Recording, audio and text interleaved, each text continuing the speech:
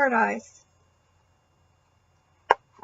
Chapter 7, Moonshine.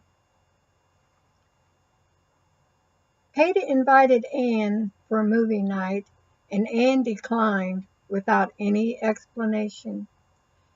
She suspected a definite matchmaking scheme was being set up by Peta, because the brother of Claude, whose name was Raymond, was making the outing a foursome. Raymond was very nice and pleasant to be with, and always enjoyed his company. However, now her heart was totally captivated by Ryland Delacroix. No one could compare to him. For the next date, Anne wanted to have a picnic on the beach. She found some sheltered and very scenic spots with Renaud where she knew they would have plenty of privacy for their second date together. Her hope was that it would be as romantic there at sunset as the hotel lawn had been the night that she danced with her prince. The object of all her plans arrived right on time. Dressed in casual khaki-colored trousers with a jacket of the same color draped over his arm. His short-sleeved white shirt was tieless, with the top button undone. He had soft, expensive-looking tan leather slippers on his feet. And after surveying the attire, Anne debated her planned picnic, because the man was obviously not expecting to sit in sand on the beach or wade in wave-spraying water. When she had voiced her concern, Ryland dismissed her qualms. He professed that the thing that mattered least to him in life was ruining his nice clothes at the beach. "I gotta confess, my man made the food," Anne admitted, spreading out the blanket on the sand and opening the hamper of food that Ryland had carried to the chosen site. "She's teaching me her best dishes, or so she's claiming. And the way she shakes her head over my ignorant ways makes me think she's a-blaming my mama not teaching me." "It's entirely understandable, owing to the difference in cultures," Ryland replied encouragingly. "I understand American staples revolve around hot dogs and hamburgers with chips. I believe you call them French fries." Anne looked at Ryland dumbstruck, at a loss of how to answer. "I err in judgment, love," he laughed, obviously taking her look to mean he had made a gaffe. "It's pizza with all the trimmings. We must go out for one soon, have a real American date, an American cinema showing followed by the best of your American quick food. Would you like that?" "Yes," Anne found her tongue at last, realizing that he was teasing her, not quizzing her. "You have to relax," she chastised herself silently. "Stop reading things into everything he says." If making money to escape poverty on St. Goulet Island was a problem, having enough food to eat was not. Maman had supplied the couple with a large bowl of mango, passion fruit, pineapple wedges, and baby bananas from their own farm. There was also an equally large bowl of gumbo, which consisted of red beans and rice with hot and spicy vegetables, bread, and a dish made of fresh, finely shredded coconut, rice stewed in the coconut milk, and flavored with sweet spices rounded out the meal. Each island boasted that their beer was the best, and Maman had nestled 2 bottles of the local island-made beer in the basket. She'd also included 2 more bottles of the better-known brand, Red Stripe, imported from Jamaica. It was considered worldwide to be one of the best. Ryland energetically consumed the delicious food as if it was natural to be sitting on the ground with his legs outspread and his dinner plate in his lap. The tension that Anne felt in his presence faded away as the two ate the meal together. She was soon relating tales of her wood foraging expeditions with Renaud and hotel gossip. Then, when the last of the food was tucked away in the man's basket, Ryland began to take his shoes off. He then pulled his socks from his feet with a wicked gleam in his eyes as he rolled up his trouser legs well past his knees. Gazing at the man in fascination, a curious feeling of intimate contact washed over Anne. Then Ryland rose to his feet, and he took her hand and pulled her up to stand beside him. "You said you liked to walk on the beach," he reminded her. "Yes," she agreed, flustered.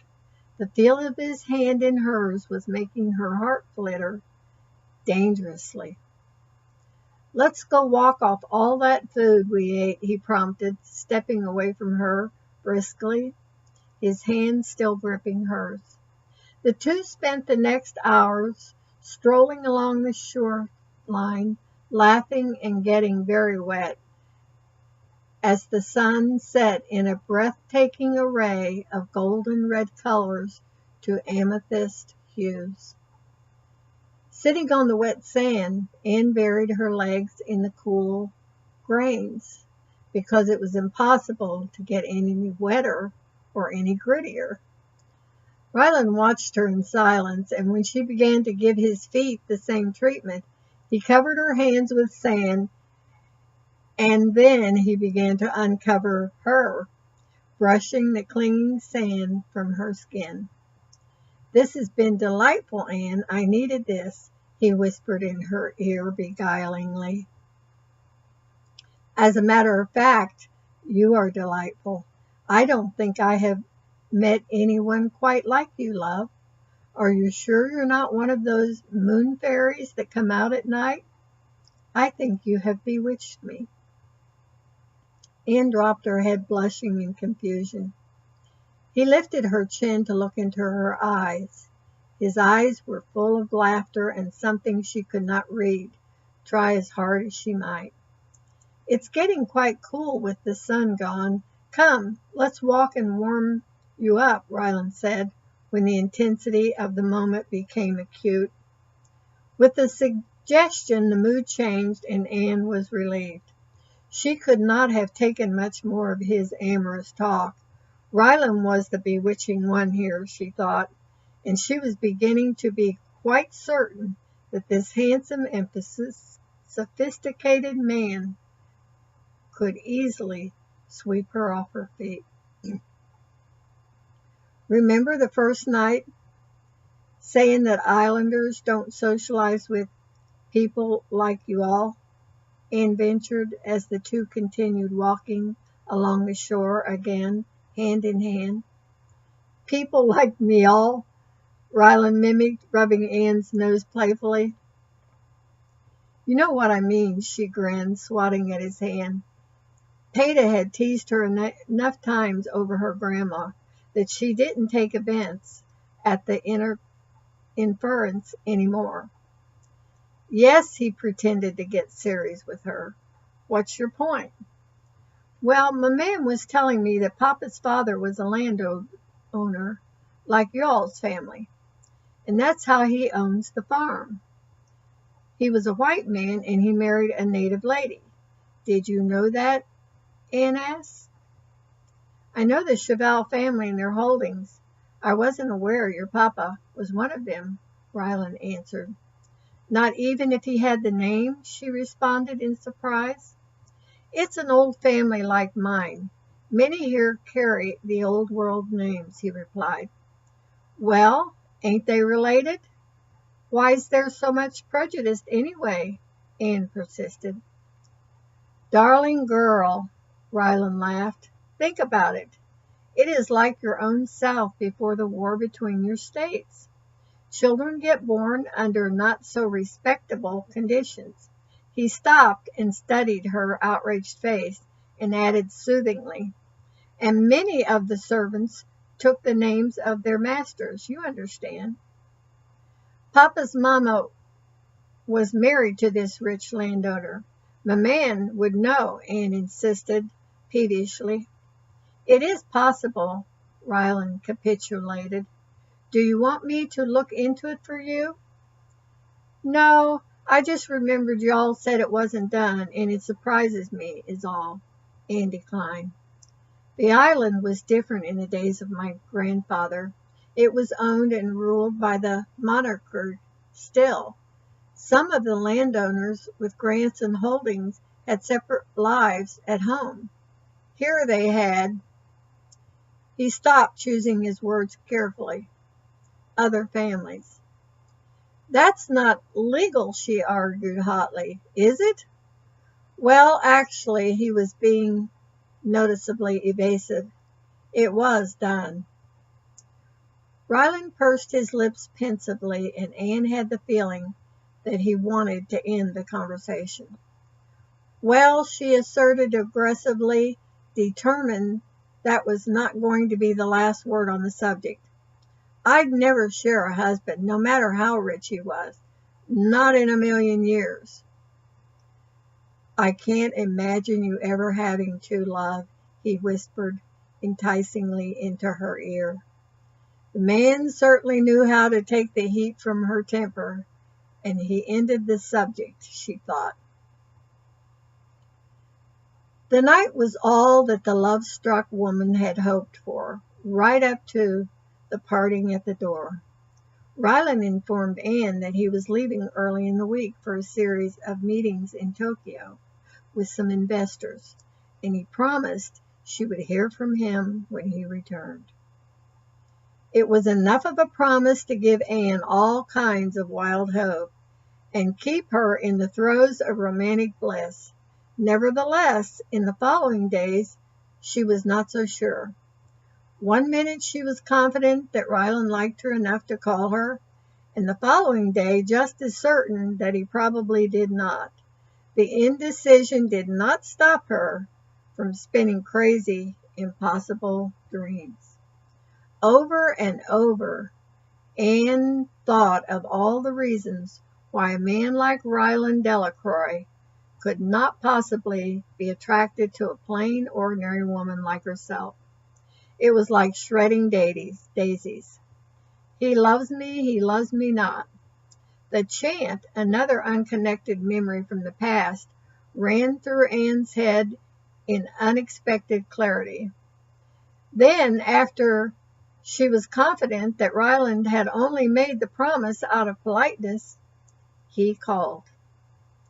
Listening to his voice over the phone, asking about the state of her health and the Cheval family, Anne was again impressed by the politeness of the man's character. He was a real gentleman. But, she reminded herself, that politeness did not mean he felt this way that she hoped he did. Ryland went on to tell Anne that there was a welcome reception at the governor's palace for visiting diplomats from Malaysia that he must attend. It was not in the grand scale of a ball, he added apologetically, but there was to be entertainment from a well-known female singer, and the current popular rock group was also performing. He thought she might enjoy it. Without any hesitation at all, Anne threw all her caution to the wind. "Yes," she almost shouted at him. "Yes, I would love to go anywhere at all with you." A subdued but very amused chuckle came through the wire. "The way you say that is indeed flattering, but I must warn you, these affairs can be tedious," Ryland warned. The reception lines can be lengthy, depending on the guest list, but I don't expect this one to be. We are not hosting any heads of state. This is merely a social evening for some of Louis's colleagues from his days in the diplomatic service who are here on holiday. Anne floated in euphoria land for the rest of the week. The happy young woman was so excited that she did not think that her feet ever touched the ground that entire day. In addition, she asked anyone she could lend an ear what she should wear. Loma Patel, who was the head housekeeper on Anne's work floor, offered to take her shopping. Shops on the island had the top designer clothes for the wealthy tourists, and Loma insisted she knew where the best ones were. The woman also proclaimed, in the same tone that she used to reprimand her maids if they performed in a careless manner, nothing else would do for the governor's mansion. Anne was touched by the woman's offer of help. She was not as friendly to this woman as she was with the other maids that she lunched with and gossiped. Loma was an older woman of East Indian descent. She often sat alone at lunchtime, eating her strange-looking lunches. One of Anne's teammates, Amanda Spears, also suggested that she do a day at the Elizabeth Arden Spa. Okay, but I can use the spa here at the hotel. I get a discount, Anne agreed. She was beginning to wonder if her paycheck was going to cover the expense that it would take to attend a governor's soiree. Honey, Amanda insisted, gazing at Anne, her hazel eyes bright with disdain. The gov's bro. Darling, he simply can't be seen on the arm of a lady that doesn't do herself Elizabeth Arden. Then the woman burst out in laughter. Chloe, a new girl who had recently joined their team for the summer months, was smiling broadly too. Anne looked at the pair in bewilderment, wondering what the joke was, and then she realized that Amanda had just done a perfect imitation of some of the women guests at the hotel, right down to the mannerisms. As it turned out, what was meant as a jest was actually an idea for Anne, because she certainly did not want to embarrass herself or Ryland. And she could learn from these rich ladies, copy the way they walked and talked. Although some of the vacationing women at the hotel were demanding and often rude, they dressed with elegant sophistication. In addition, in the mornings, when she serviced their room, they were always beautiful, even without makeup. In short, they were everything she desired to be for Ryland. Behave, Anne whispered in her companions warningly. You'll have Loma on us. She looked up and down the hall as if to spot the woman, and then rearranged the linen cart unnecessarily. Amanda placed the unwanted dusters, gloves, and rags in their designated boxes, while Chloe finished typing up the white plastic bags of trash they had filled, and dropped them down a chute set in the wall for that purpose. In unison, like the organized team they were, the three filed out of the fourth-floor storage room, locking the door behind them. Their levity in check, they walked sedately down the carpeted hallway to the enclosed stairway, looking much like triplets in their gray cotton uniforms. Their footsteps rang loudly in the enclosed space as they hurried down the turns in the stairwell. The day's work was over, and all of them were eager to leave and enjoy the rest of the fine day. Despite being weary at the end of her busy days, Anne thought all of her days were glorious. Unlike some of the islands in the Atlantic chain, there were hundreds. This island did not suffer from the overabundance of rain. In addition, the overall temperature varied from the 50-degree temperature in the colder months to the upper 80s in the warmer time of year. It was a perfect place to live, and every day was an adventure for Anne. And her most exciting adventure was happening this Saturday night. The arranged shopping spree with Loma gave Anne yet another view of the more affluent side of island life. Looking at the prices on the garments was a shock to the economy-minded hotel maid. Loma assured Anne that these beautiful garments were much more expensive on the mainland. It was the reason that the wealthy came to the island to shop, she explained. The tourists could buy at a great savings while having a fabulous vacation. Finally, a sea green flowing dress was chosen. It was a sheer gauzy concoction, so sheer that even with the matching taffeta slip, the transparent billowing sleeves, and the see-through neckline made Anne feel exotically, daringly bare. The beautiful but expensive dress was the unanimous decision of Loma, Peta, and Sally Ray, who was not to be left out of any of the fun. And the dress cost more than a week's pay.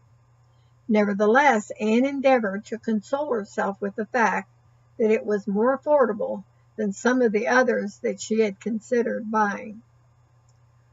Early Saturday morning, she arrived at her appointment in the Hotel Day Spa. She had taken her budget into account and was only having the partial treatment. Peta decided to have the treatment with her to keep her company, though Anne had a strong suspicion her roommate was vicariously living this romantic interlude with her. Each night Anne dreamed that Ryland Delacroix was going to fall madly in love with her, just as she had on that very first night when he danced with her in the moonlight.